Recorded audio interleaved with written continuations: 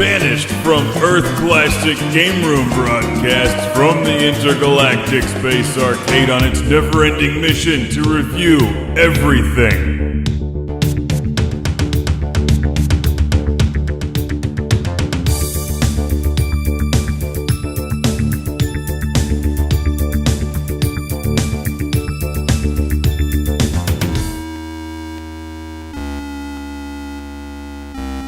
Cheers and welcome back to Classic Game Room, where I'm reviewing a game called Soccer on the Game Boy.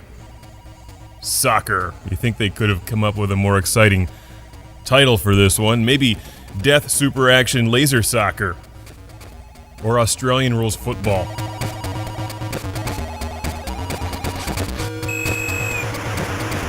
You can play soccer or football almost anywhere on a field, in the desert, and traffic underwater, and now on your Game Boy thanks to 1994's Soccer. A very unimaginative title. It's not even international soccer or pro soccer. Soccer versus Street Fighter 7. It's just soccer. Soccer. Soccer? I hardly know her.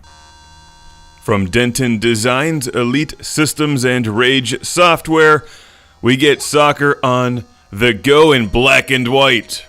Or at least green and black if you're playing on the old school Game Boy. I would say this is a pretty ambitious title, considering it's a late release, a 1994 release for the Game Boy.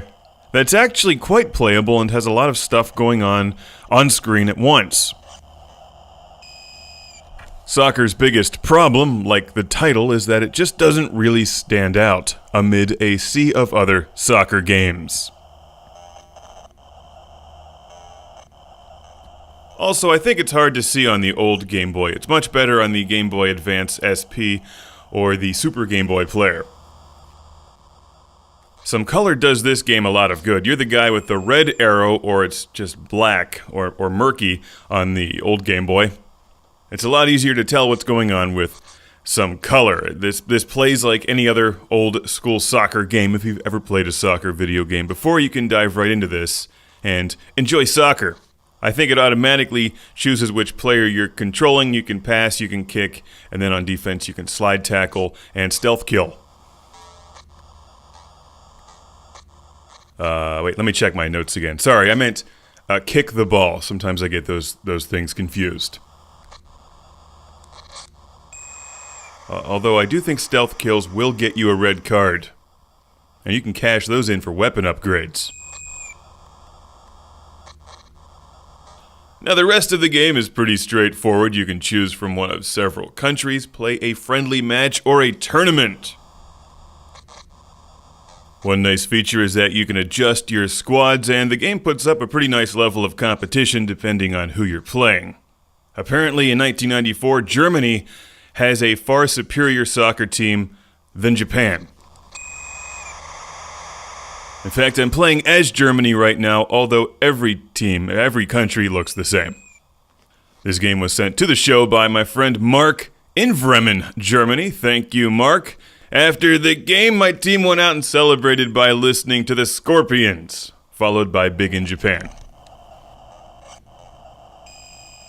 Unless you're Game Boy Collector Superfan number 1 that needs to own every Game Boy game, I'd say that you could probably pass on soccer. Not because it's bad or poorly made, just because it's pretty much outdated by now. There's better soccer games, and there were better soccer games back then. It's not bad for a Game Boy release, so if you're doing some time traveling back to 94, 95, and you don't want to bring your Nintendo 4DS with you, just bring soccer on the Game Boy. It should give you less of a headache. They really could have made some more exciting music for when you win, though. Come on, Rock You Like a Hurricane would have been fabulous. In fact, I'm going to play it now. After I enjoy this catchy tune. Woo!